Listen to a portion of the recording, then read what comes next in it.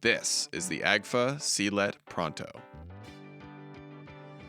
This 35mm rangefinder is probably as simple as they get.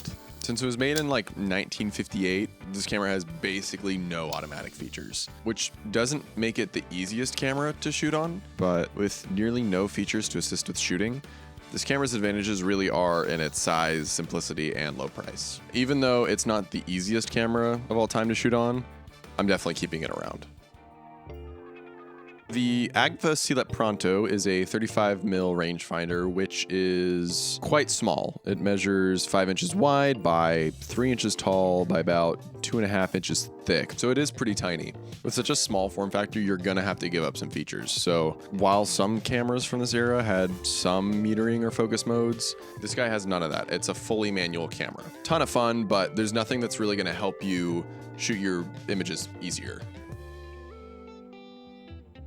Like most rangefinders, the Silette has a fixed lens that shoots at 45mm, and it has a little leaf shutter on the inside. And then the shutter goes from a 1/25 to a 1/200 at its max, and it also has a bulb mode, which is super convenient if you have a shutter release cable. And then the aperture goes from a 2.8 to a 16. I have another version of this camera that has a aperture that goes from 3.5 to a 16. So there are different variations of the camera that you can find out there. And then for focus, this guy has a tiny little focus ring on the front, the close focus distance of 1 meter, and it goes all the way out to infinity, but the last stop before infinity is 10 meters. And yeah, that's right, meters. This guy measures in meters, which is interesting. I do have another version that measures in feet. So again, there is a ton of variation here, but the one that I have that I mainly shoot on is all meters. And then the viewfinder doesn't actually have any extra tools for you either. It's really just a bare bones rangefinder that, it'll show you kind of what you're taking an image of, and that's it. No light meter, no settings info, nothing. It's just kind of what's there. And then to load the film, there's a small lever that you can pull on the side here that pops open the film back. Apart from that, it's pretty self-explanatory. You can just pop up the film retrieval dial, place your roll inside, and advance the film.